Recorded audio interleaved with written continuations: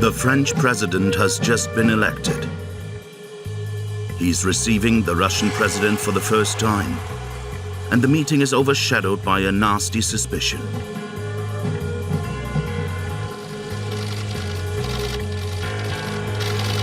Monsieur Poutine, il y a eu cette affaire des hackers, peut-être russes, qui se seraient mêlés de cette campagne française. Уважаемый коллега, ну как можно комментировать такие вещи? Говорят, кто говорит, на основании чего говорит, непонятно. И второе, может быть российские хакеры, а может быть и нет. И на этом основании мы делаем какие-то выводы, что ли? Ксения Федорова, РТ Франс. У российских журналистов были определенные сложности в получении доступа к вашему предвыборному штабу. Можете ли вы прокомментировать, как вы планируете выстраивать отношения с иностранными журналистами? Спасибо. J'ai toujours eu une relation exemplaire avec les journalistes étrangers, encore faut-il qu'ils soient journalistes. Russia Today et Sputnik se sont comportés comme des organes d'influence, de propagande et de propagande mensongère, ni plus ni moins. Merci à vous.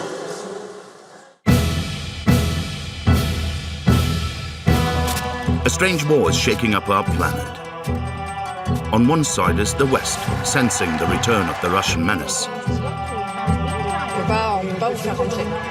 On the other side is Russia, feeling threatened at its very borders. And in this new war, tanks, machine guns and cannons have become totally useless. You are fighting for your country. You are responsible for your country. So from this point of view, all the ideas or means or possibilities are welcome. The new Russian warriors are trolls and hackers. Да нет, дело сделано. Слушай, Трамп стал президентом. Марин, к сожалению, не стал президентом. And even some the pirate work for Putin. You can't put together rubles with a political ad and go like, those two data points spell out something bad. Senator, it's a signal we should have been alert to. Yeah. In Europe, the Russians feed trolls in certain political parties.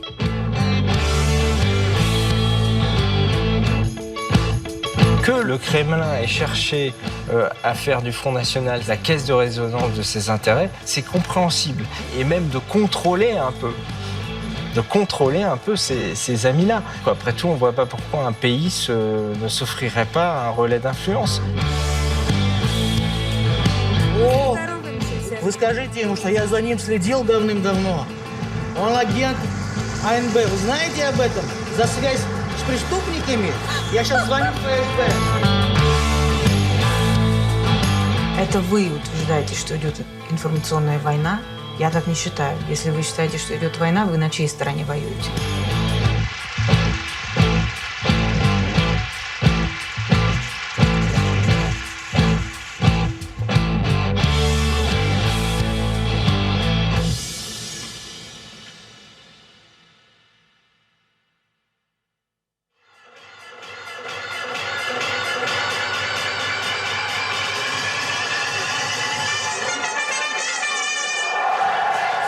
In France, Macron's presidential campaign sometimes looked like a giant karaoke party.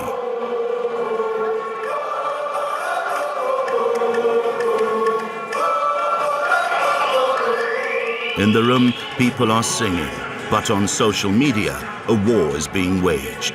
Sur Internet et presque partout, on peut tout dire avec un masque. On peut dire le pire sur chacun. Tous les mensonges sur chaque projet, où toutes les paroles finissent par se valoir. Emmanuel Macron is making reference to the Russians. 2 months earlier, Putin had officially received Macron's adversary, the extreme right National Front candidate. Сейчас активно развивается предвыборная кампания в Франции. Мы ни в коем случае не хотим как-то влиять на происходящие события. In front of the cameras, Putin promises to remain neutral, but the reality altogether will be different. The Russian media, RT and Sputnik, will be leading the fight. against Macron, who doesn't even understand his own speeches, and in favor of Le Pen, who defends the French so well. Parce qu'on sert le kiki des Français de plus en plus. For Munir Mahjoubi, Macron's campaign manager, an article from Sputnik's English-language website has crossed a line.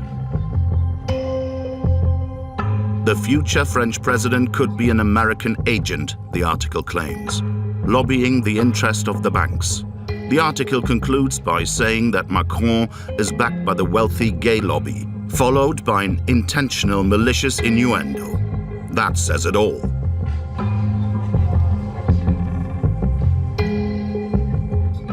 Quand Sputnik diffuse une rumeur, la diffusion de cette information et de cette rumeur explose. Qu'est-ce que décide le candidat?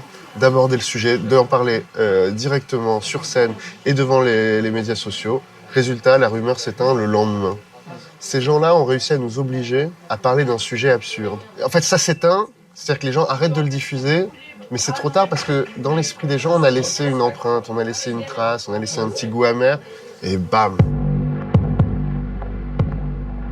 In Moscow, the head of Russia Today and Sputnik gave us a 30-minute interview. One of the reasons why we got this feeling about you being more aggressive towards Mr. Macron than towards Mrs. Le Pen is like articles like this one. Я считаю, что то, о чем вы говорите, вот это stir a lot of controversy in France, это не из-за этого. Это из-за того, что обвинение нас в пропаганде штаб Макрона сделал чуть ли не главной сутью своей предвыборной кампании. Мы никогда не публиковали ничего такого, что не публиковалось бы в других французских СМИ. If you take in all logic what is published and what is broadcast, you do have the feeling that there's a political choice. Россию здесь волнует только одно. Марин Ле Пен сказала, что она постарается найти общий язык с Россией. Макрон дал понять обратное. Ну, как вы думаете, кто ближе России? On April the 28th, war is officially declared. Candidate Emmanuel Macron bans Russia Today and Sputnik from his meetings.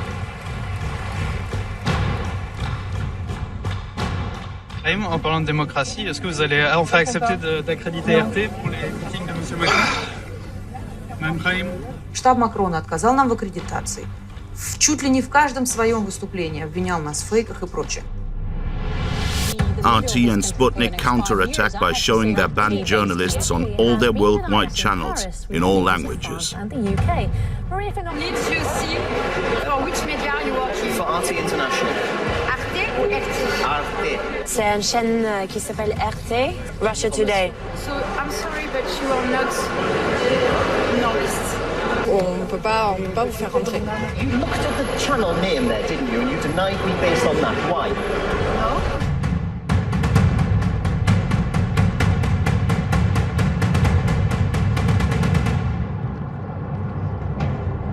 In 2005, Putin created Russia Today and Sputnik, a television channel and website. They are accessible globally and in every language. Putin put Margarita Simonyan in charge of this global media company. 10 years later, the Russian president has triumphed with more than 4 billion clicks. И сегодня Russia Today – это номер один в мире на информационном ресурсе YouTube. Общая главная наша заслуга в том, что мы дали вам проявить себя, раскрепостили, ничего не заставляем делать, что вы работаете свободно. You celebrate the critical spirit, the freedom of expression. Could you be as critical against the Russian government or against the Russian president? Во-первых, я ни в коем мере не пытаюсь сказать, что мы в России уже смогли построить настоящую, прочную демократию. Конечно, нет. У нас в России еще много чего нужно сделать для улучшения свободы слова и для улучшения атмосферы, где возможна критика. К ужасу своему Мы обнаружили, что мы-то всего 25 лет строим демократию. Мы 25 лет назад были тоталитарным коммунистическим государством. When the President Putin created this channel, what was the idea, the mission that was given to you? Нам кажется удивительным, почему такие вопросы никогда не задаются ни Франс 24, ни Deutsche Welle, ни BBC, и только Россия не имеет права делать что-то подобное. Сам факт того, что нас постоянно спрашивают, зачем вы нужны, и этот вопрос никогда не задается другим подобным телеканалам, это уже отдает немножко таким расизмом. We have a hard time understanding each other because I thought that Russia Today, RT, had an identity like telling the untold. That's what you sell, and it's written everywhere. So actually, it's just marketing. It doesn't mean a thing, right? Нет, конечно. Мы считаем, что абсолютно необходим другой голос, который пытается критически осмыслить единообразие мейнстримовских медиа и указать на их недоработки, на их ошибки, и указать аудитории, что есть вот что-то еще в этом.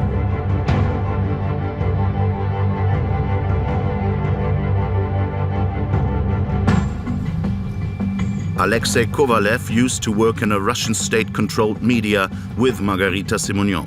Then she fired him. He has worked for an independent paper ever since. Russia doesn't really have an ideology to offer. It doesn't have a concise, a coherent ideology like the Soviet Union did. So what is it offering instead to this marginalized group in the extreme left and right is that, guys, you are vilified by the establishment, by the mainstream media. It's one of the, it's a psychological effect. It's called the hostile media effect. There's an information war. Are you the main weapon for Russia in this war?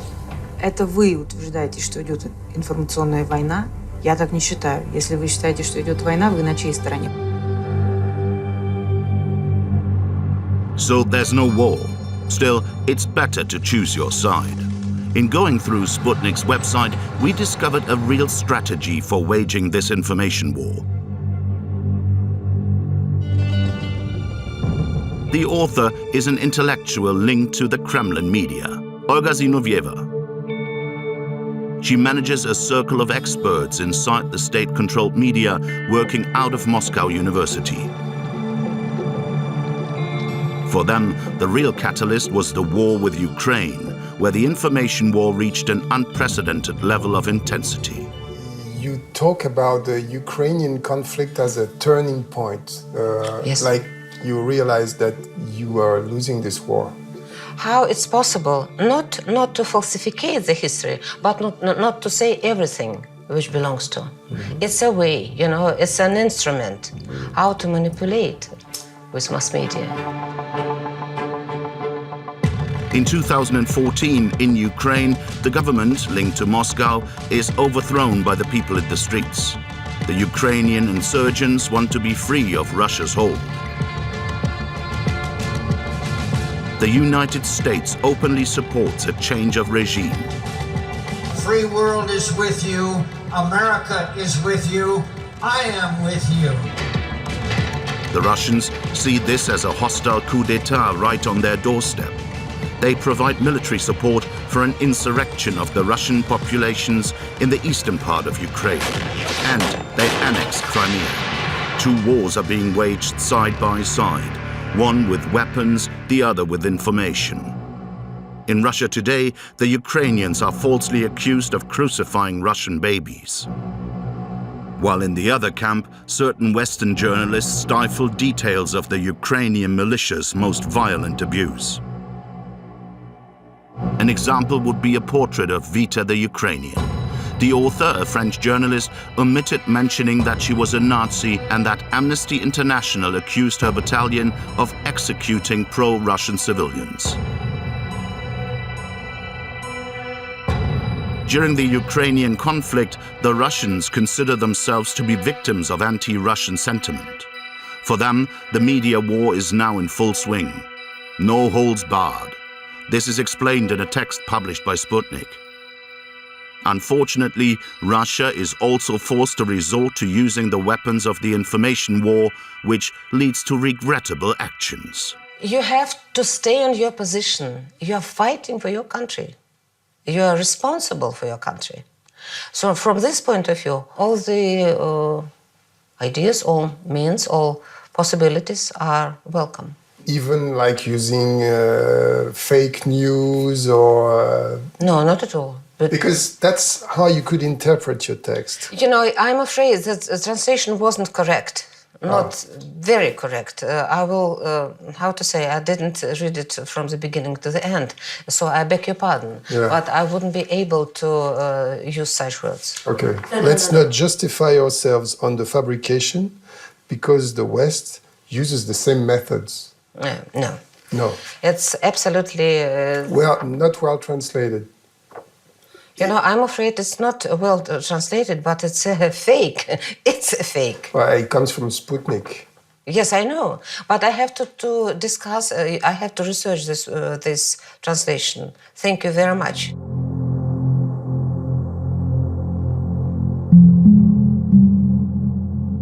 The Russians will skillfully wage this war of information from the first modern battlefield, the internet. On the web, it is easier to manipulate public perception. And their agents are taken very seriously. Aber ich will nur darauf aufmerksam machen, dass Meinungsbildung heute grundsätzlich anders erfolgt, als das vor 25 Jahren erfolgt ist. Dass heute Fake-Seiten, Bots, Trolle Meinungsbilder verfälschen können. A new world, new words. These new warriors invade the virtual space where we now spend half of our time. Here's a glossary. Troll, agent of influence on social networks. Fake news, previously referred to as lie. Hacker, an anonymous pirate who deflects data and situations. Meme, an image with a slogan that goes viral on social networks.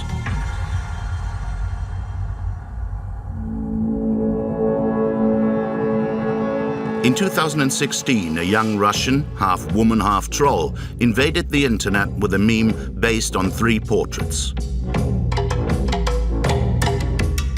It started in the middle of a press conference with Putin. She appears in front of the cameras, brandishing a triptych. Putin, Marine, Trump.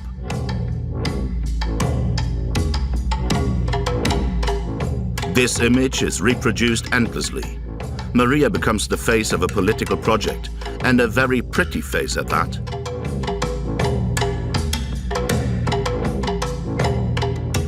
Данный триптих, данное изображение уже известно по всему миру, потому что его, наверное, транслировали все ведущие западные издания, печатные, теле и так далее.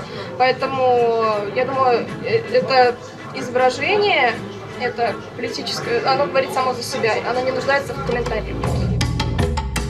Конечно, понимание того, что это вызовет некий резонанс, оно было.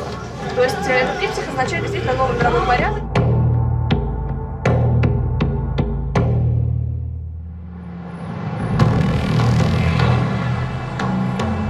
In June 2017, Vladimir Putin indirectly admitted to the existence of new Russian agents of influence. Хакеры же люди свободные, как художники. Они, значит, настроение у них хорошее, они встали с утра и занимаются тем, что картины рисуют. Также и хакеры. Они проснулись сегодня, прочитали, что там что-то происходит в межгосударственных отношениях. Если они настроены патриотически, они начинают вносить свою лепту, как они считают, правильную, в борьбу с теми, кто как бы плохо отзывается о России. According to Putin, the Russian hacker is an artist, a free spirit, and the Kremlin has nothing to do with any of it. But is Putin telling the truth? To understand who masters this new propaganda, we must learn more about a man who rarely comes out of the shadows and never grants interviews to the foreign press. This is Konstantin Rykov. He may look like an overgrown teenager, but don't be fooled. He is a key player.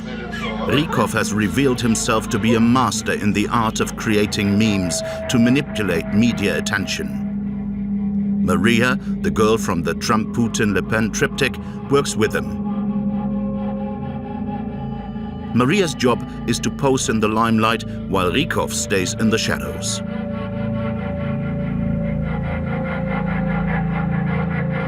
Roman Dobrogotov, a Russian investigative journalist, has spent much time researching him. It's not like, those who sit in a cabinet having some official duty, but of course he was the main servants. I don't know how to call this kind of job, because he was not, of course, officially in charge.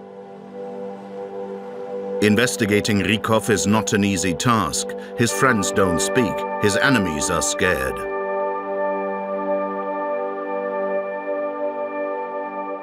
Here is one of Rykov's rare public appearances in a lively, alcohol-fueled online debate show.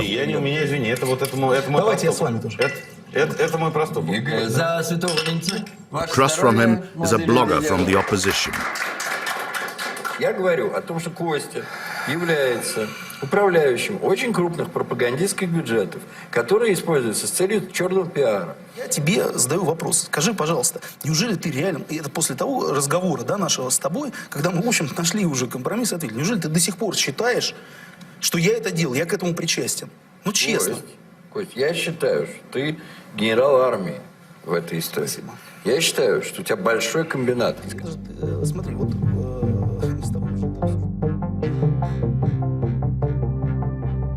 We met with a Russian internet pioneer who lives in Belgium and knew Rykov well. And he was like a big victim of total attack. It comes from the culture of children of post-Soviet rich people. Okay. Golden youth. Golden youth. And nowadays he's totally pro-Putin, from what we understand. He was always pro-Putin. Before Putin, he was essentially nobody. He was like a young guy using prohibited words in the internet. At the end of the 90s, Rykov offered Putin his services in front of the cameras. Интернетом ежедневно пользуется 11 миллионов человек. И это самостоятельная среда, где уже сформировалась своя культура собственная. И во многом она, кстати, патриотическая. И у меня такой вопрос. Что бы вы посоветовали, пожелали пользователям русского интернета? Мне бы очень хотелось, чтобы вот та среда, которая вами создается, чтобы она все-таки отвечала высоким моральным, нравственным критериям и стандартам. In 2016, Rykov took on an international dimension. He built a team to help American candidate Donald Trump on the internet.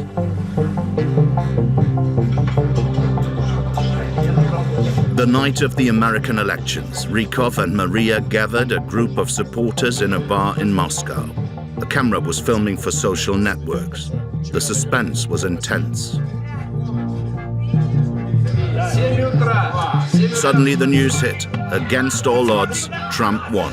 Rykov and his friends felt like masters of the universe.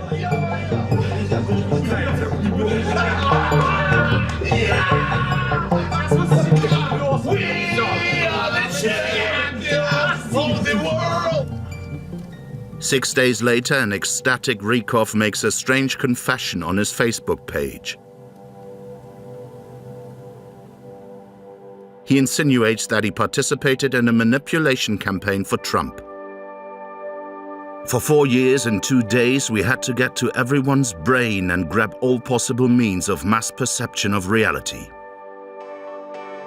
Rykov could be faking it to get praise, but maybe he's telling the truth. Whatever the case, he organized a huge celebration party in Moscow for Trump's election. What was the theme of the party? Donald Trump won thanks to Russian hackers.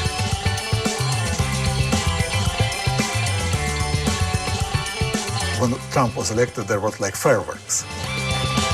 Images from the party are posted on Facebook. Maria is thrilled. The new world order is rolling out. This looks like a staged, provocative happening.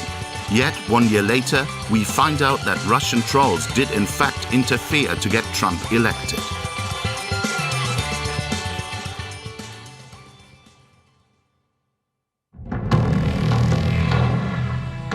In October 2017, the management of Facebook, Twitter, and Google are summoned to the US Senate.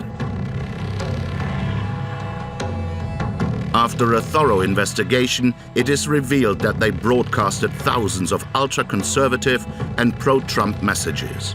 These political ads and propaganda were financed by the Russians. People are buying ads on your platform with rubles. They're political ads. You put billions of data points together all the time. That's what I hear that these platforms do. They're the most sophisticated things invented by man ever. Google has all knowledge that man has ever developed. You can't put together rubles with a political ad and go like, those two data points spell out something bad. Senator, it's a signal we should have been alert to, and in hindsight, it's one we missed. Okay, yeah. This storm in Washington was unleashed by a young Russian journalist from Moscow.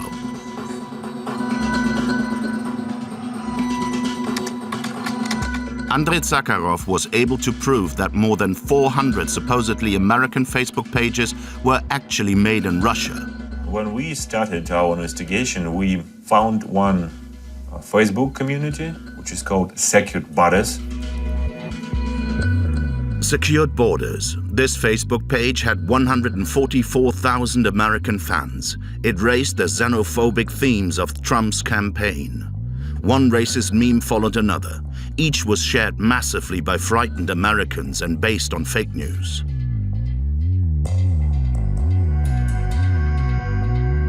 For example, 30% of illegal immigrant minors have ties to a criminal gang. The meme then suggests, share if you are outraged.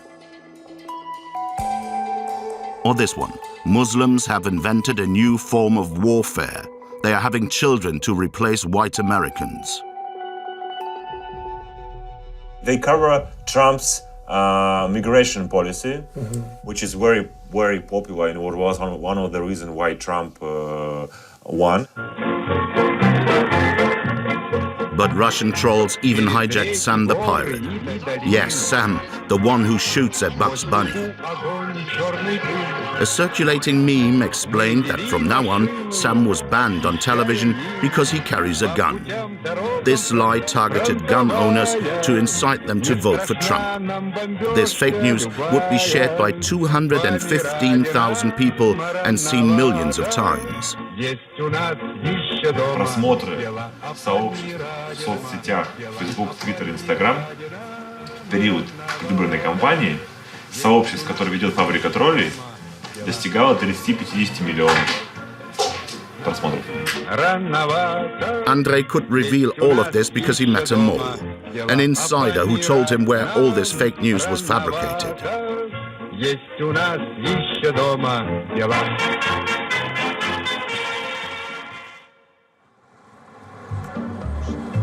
Welcome to St. Petersburg, Russia's most beautiful city and Vladimir Putin's birthplace.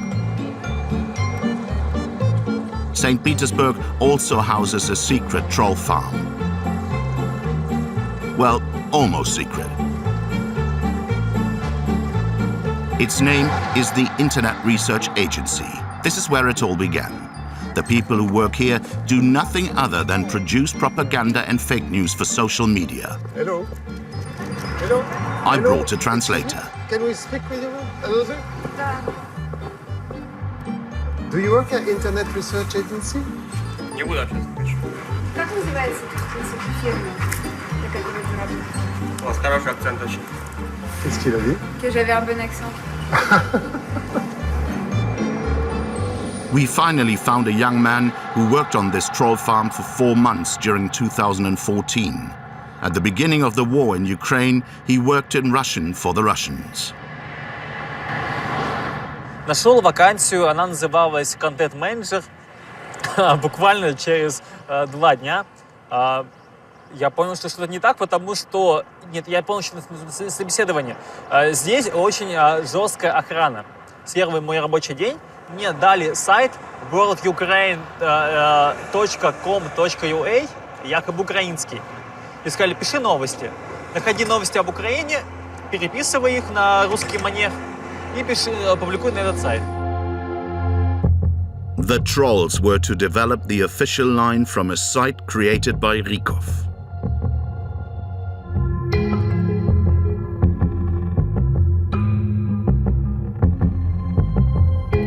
Hello. А как называется это место? Это пляж. Мне напоминает это работу в экскорт-услугах. То есть, что ты работаешь, но никому этого не говоришь. Une caméra ici, là. Caméra là. Как вам не стыдно? А почему нам должно быть стыдно? Почему вы пристаете к людям? On colle pas, on dit bonjour. О, здороваемся все. вы скажите ему, что я за ним следил давным-давно. Он агент АНБ. Вы знаете об этом? За связь с преступниками? Что? Да. Я сейчас звоню в ФСБ. Qu'est-ce qu'il dit? Il appelle le FSB. Vous n'avez pas peur de raconter tout ça, de dire la vérité? C'est pas risqué?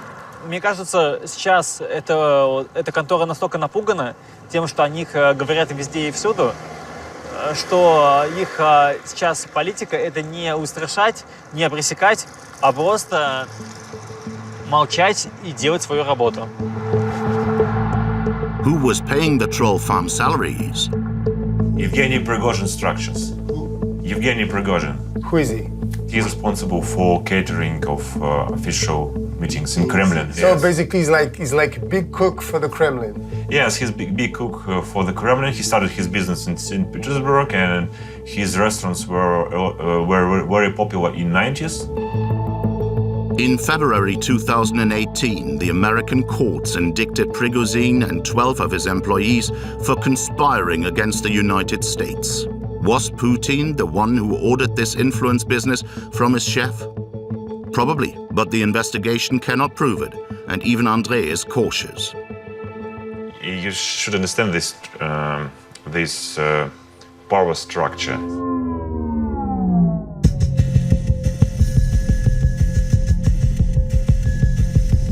There is Tsar,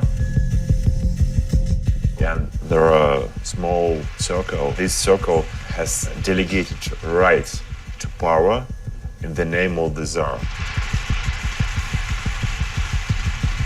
There are people who are responsible for, like Surkov, he delegates them power. That they will not go down from this circle very often.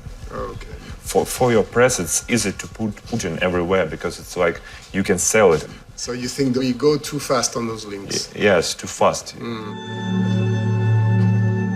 After Trump's election, Rykov and Moreira are convinced that they can achieve their new world order. Of their winning trio, Marine Le Pen now has to get elected in France. And so a new political operation begins. Moreira takes center stage. The French elections are in 6 weeks.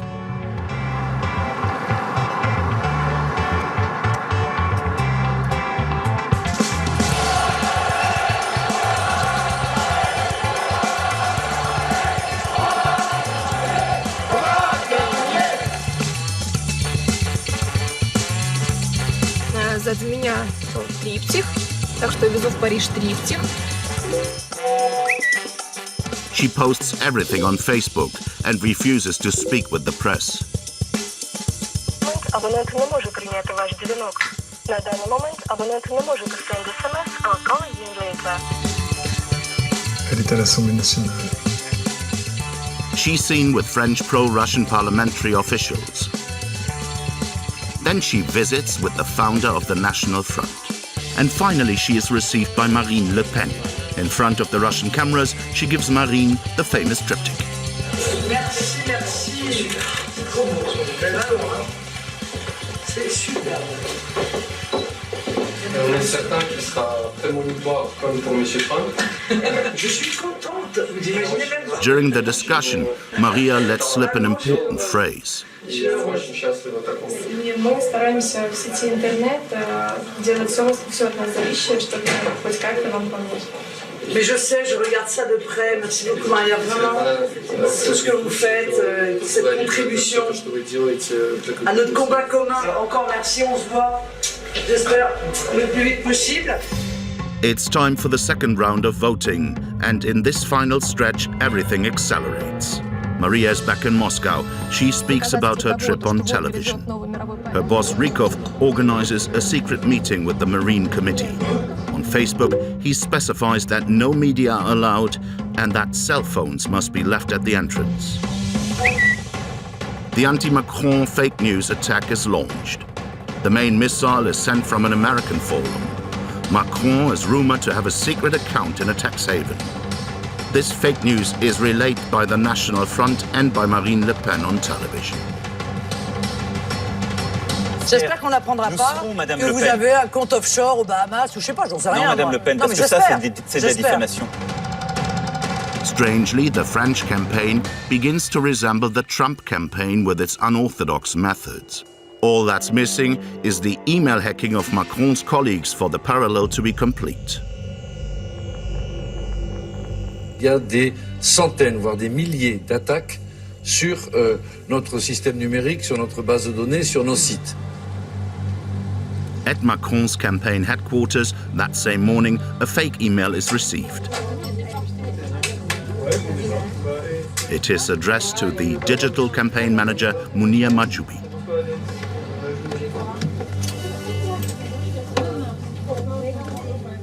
Moi, je m'appelle Mounir Mahjoubi. L'adresse mail s'appelait Mounir Mahjoubi. Donc, à une lettre près, ça passe. Et puis, en plus, ça parle de cyberattaque. C'est là où c'est drôle. C'est comme j'en ai beaucoup parlé à l'extérieur, beaucoup parlé dans la presse. En interne, je suis souvent celui qui envoie un message à tout le monde en parlant des cyberattaques. Là, il y a un mail qui dit « Recommandations sur les cyberattaques. En raison de nombreuses tentatives de cyberattaque, nous vous prions d'être vigilants. Vous trouverez le document en pièce jointe. » C'est terrible parce que ce serait normal que j'écrive ce mail-là. Donc, c'est pas moi qui l'ai écrit, c'est pas moi qui l'ai envoyé aux gens. Et donc les gens, ils reçoivent ce mail-là avec 2 pièces jointes qui sont des fichiers Word infectés et qui, s'ils les téléchargent, vont commencer à capturer tout ce qui se passe sur leur ordinateur et l'envoyer à quelqu'un quelque part. The next day, in a moment of distraction, a colleague clicked on the trick email. The hackers were able to access the email boxes of 6 members of Macron's staff. Pierre, personne. Cédric, à En Marche.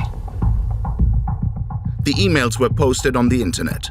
The goal was to change the course of the election through spicy revelations. But the French press refused to relay this information. Il y a eu une enquête qui a été publiée cette semaine par un institut indépendant, une agence de sécurité privée. Il y a un climat un peu suspicieux, il y a un climat bizarre, il y a le nom d'un pays qui est ressorti, la Russie, qui arrive comme ça dans cette étude d'un coup. Vous avez rien qui permet de dire si c'est les Russes ou qui c'est exactement, quoi. Nous, c'est compliqué, on peut faire ça s'appelle l'attribution. En informatique, en cyberattaque, on n'a jamais un smoking gun. Impossible to pin the hacking on the Russians. But on social networks, Maria continues to provoke. She publishes a link toward the pirated emails from Macron's campaign, Macron Leaks. Tonight in Moscow, Maria and Rykov are organizing a party for the French elections. They are hoping for Marine Le Pen's victory. We slip in amongst the guests. Maria is there, dressed for the part. Konstantin Rykov finally comes out of the shadows. Maria is near the microphone.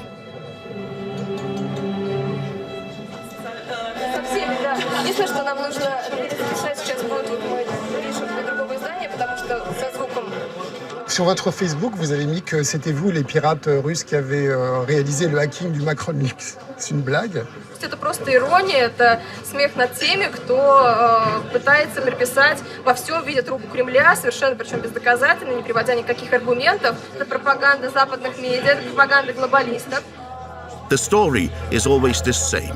There's no proof of the Kremlin's involvement.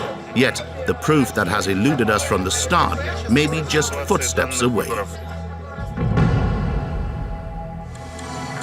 In 2014, Rykov was tricked by a rival group of hackers. The computer pirates called themselves Shaltai Boltai. They managed to hack the phones and computers of Kremlin officials, stealing thousands of emails, text messages, and photos. They just posted it on the internet. And you knew who they were? No, of course not. Actually, no one could at first understand what it's all about. For us, it was a very difficult job sitting for a month and trying to understand what is the sense of these messages and who are actually behind these messages. In the mass of data, Roman discovered the content of one of Putin's men. He worked in the Kremlin and was in charge of internet propaganda. His name was Timur Prokopenko, and he had countless exchanges with Rykov. The two men had planned to exploit Marine Le Pen for the Kremlin's benefit.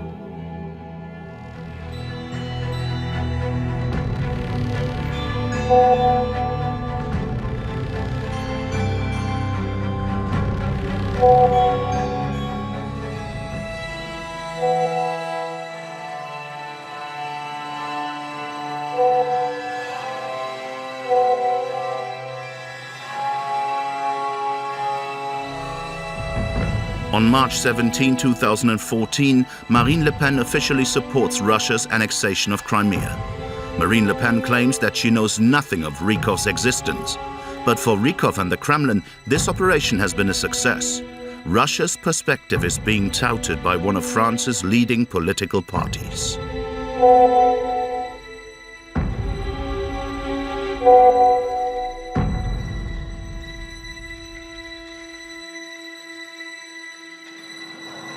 A man from the Kremlin has transformed Marine Le Pen into an agent of influence via Rykov's intermediary. Rykov is in the bar. This is a now or never opportunity to ask him directly. Just one short interview about her today? No? Why not? You are the mastermind of this. You are the architect of this thing. No. Why not? Rykov spends most of his time in this alcove, whose entrance seems guarded. Maria is doing her thing on stage. I decide to slip into the alcove. Just one question. On internet, I saw that you had an exchange with Mr. Prokopenko from the Kremlin to help Marine Le Pen. Not me. Not you. It was a fake. It was a fake. Some guys who Prokopenko stole. Shaltai Boltai, right? Could the exchange of text messages between the man from the Kremlin and Maria's boss possibly be fake?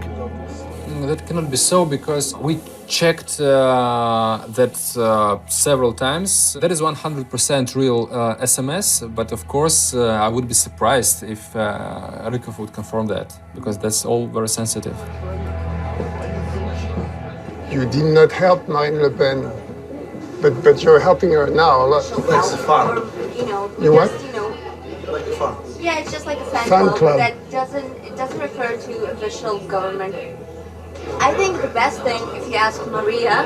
Oh, yeah. So he stays in the shadow and she Yeah, speaks? definitely think so, because he doesn't like to be filmed. Okay. So yeah, it's like the shadow cabinet, the shadow government. Just a fan club. That is Rykov's official version. But several weeks later, on a Russian internet site, a journalist succeeds in getting him to say a few words about his central role in Trump and Marine Le Pen's campaigns. И сегодня у меня в гостях самый таинственный человек российского интернета Константин Рыков. Привет, Костя. Привет. Тебе знакомо, близко и интересно понятие информационных войн? Ну, что-то я об этом понимаю. Так, вот это хорошо. И что же? Ну, что они существуют. А поподробнее? Мы же против чего боролись? Чтобы Хиллари не стала президентом. Так. Но если бы черт лысый был бы кандидатом в президенты, мы бы тоже его поддерживали. Ну, расскажи поподробнее. Ну, интересно же. Ну, послушай, чем живет современная медиа? Так. Вопросами, там, что у Трампа, там, как его там, не знаю, там, что у него там происходит. Вот мы же для этого все и делали. Чтобы взять на себя дело, перетянуть и втянуть как бы америкашек в нашу историю. Вот мы этого добились и получили этот результат. Да нет, дело сделано, слушай. Трамп стал президентом. Марин, к сожалению, не стал президентом. Ни в каких других историях я участвовать не буду.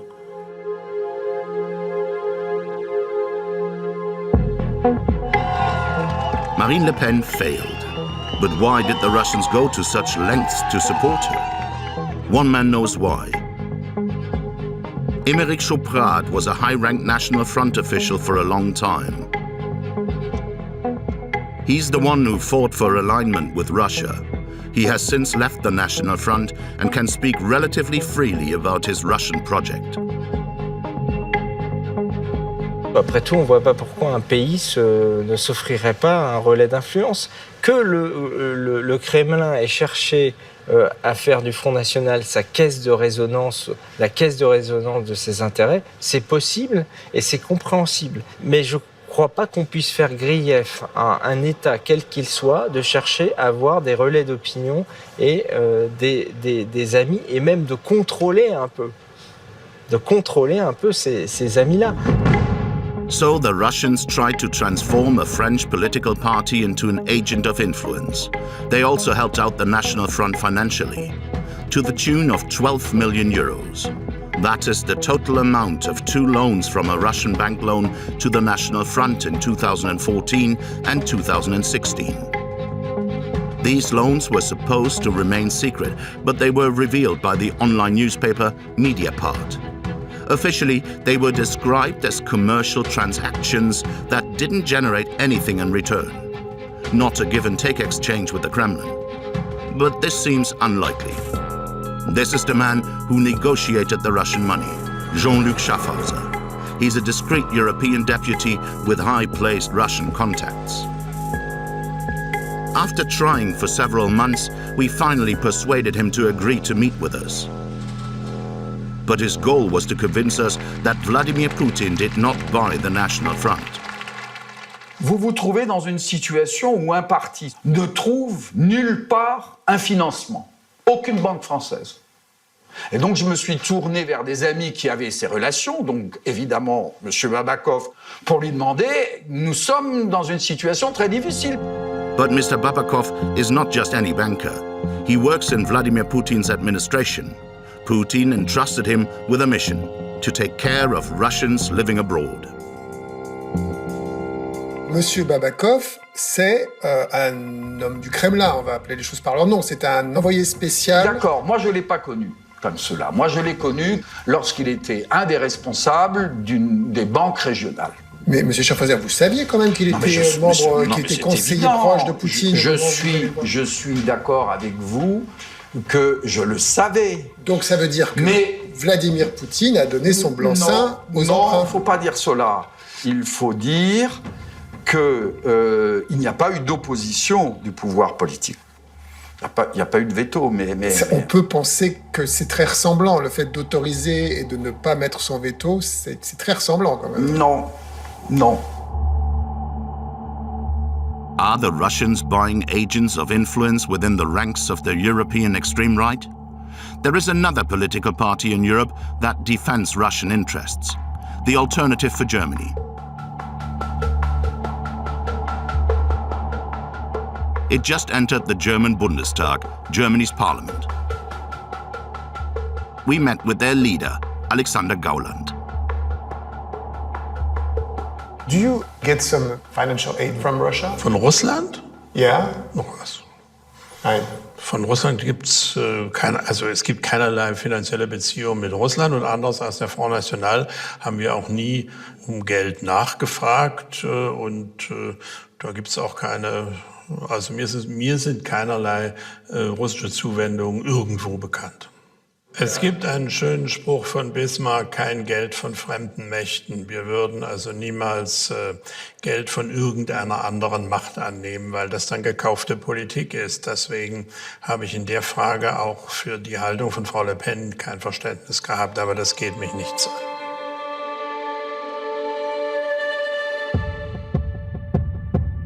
In Europe, the pro-Russian extreme right parties share the same values.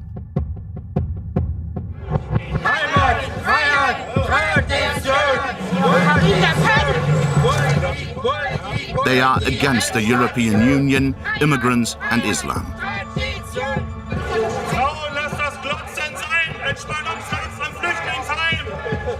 In Germany, during anti-Islam movement Pegida's parades, Russian flags fly side by side with German ones.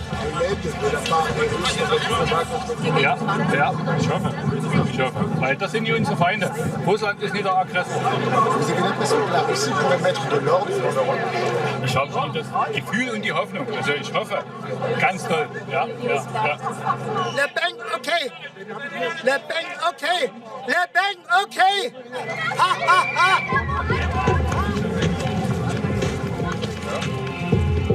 This national populist wave is gaining strength in Europe. The AfD in Germany, in France the National Front. In Austria the FPO is already in power. In Hungary, the Jobbik Party has 20% of the vote.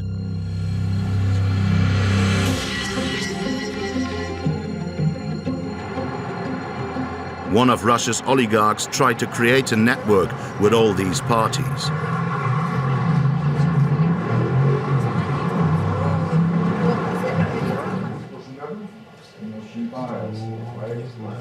It's very Byzantine.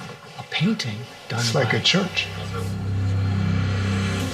Konstantin Malofeev is probably the most active Russian in Europe. He has a radical project to break up the European Union.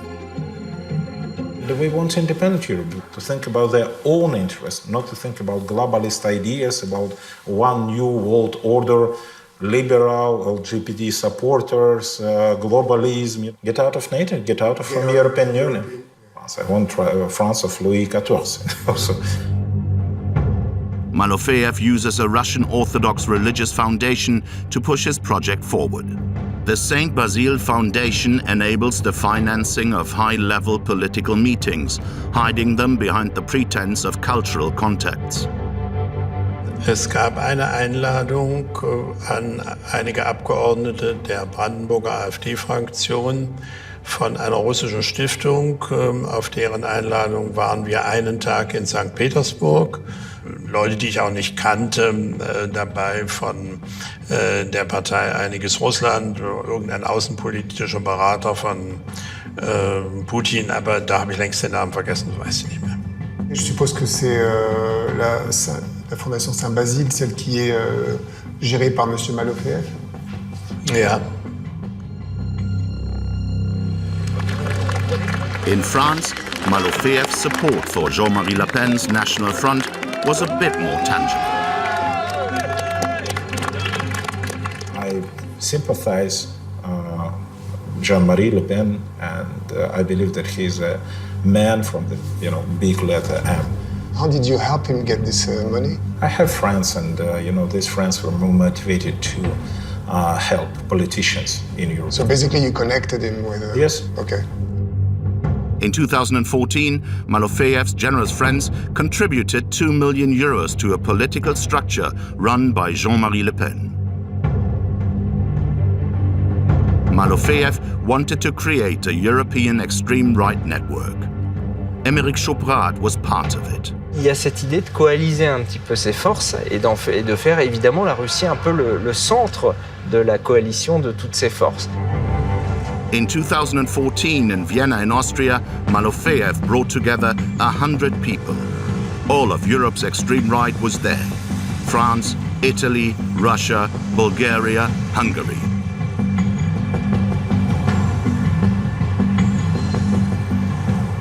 It was a historical conference. It was 200 years anniversary of Saint Alliance. And Saint Alliance started, the chart of Saint Alliance started. We, monarchs of Europe, only representative of the God, and the God, Jesus Christ, run European people. In truth, it wasn't a simple meeting of historians. The doors were closed and the proceedings took place in secret. Émeric Chauprade was present. Pourquoi ce secret alors? Parce qu'il y avait présent des personnalités politiques qui ne sont pas très montrables selon nos critères en France, parce qu'entre des partis conservateurs classiques et des gens qui sont sur des modèles quasiment nationaux socialistes, qui à mon avis n'avaient rien à faire là, vous avez des désaccords majeurs. Il y avait un représentant du Jobbik, par exemple, hongrois, qui est un parti que je considère comme antisémite, etc. Do you accomplish part of Putin's agenda? I'm putting it to you very frankly. Maybe, but not because he asked me. Okay. Just because, you know, that's my view. I'm very independent. In May in Russia, it is parade season. They celebrate their victory over the Nazis in 1945. In Moscow, 700,000 people come each year to pay their respects to the memory of their fallen relatives during World War II. The Nazis killed 25 million Russians.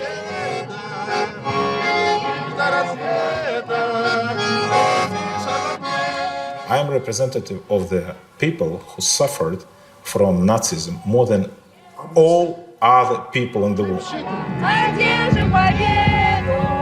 Yet, Konstantin Malofeev is working to rebuild a radical nationalist movement in Europe, one that has many neo-Nazis within its ranks. How does he explain this contradiction? Can I show you a picture? Please. Okay. This was filmed on May the 1st at a meeting of, you see Jean-Marie Le Pen. Le blanc, rouge, la France aux Français. So listen to this guy. Macron, je le ferai en voyage en Pologne, hein. En aller simple, à Auschwitz. Et puis il y a des grandes douches aussi. Il y a des grandes douches, 6 étoiles. Je suis national-socialiste, mon pote.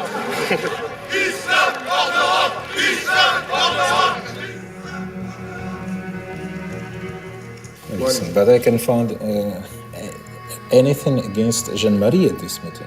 You just made a movie with one guy in the crowd. Okay. I have no any doubt that what you're showing me, you know, looks like he's a Nazi. But you know that the founders of the National Front, some of them are from the Waffen-SS, like Mr. Léon Gaultier. Are you aware of that?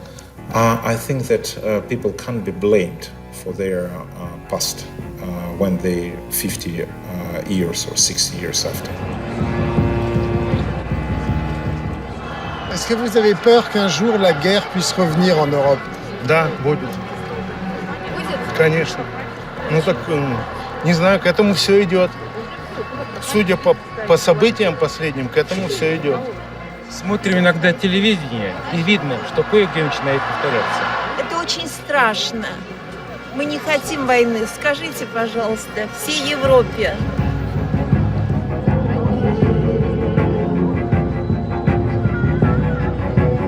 Спасибо, что вы отметили нас. Спасибо. Всего доброго. Всего доброго. Будьте счастливы, чтобы вы никогда не узнать того, что мы пережили. Спасибо. До свидания.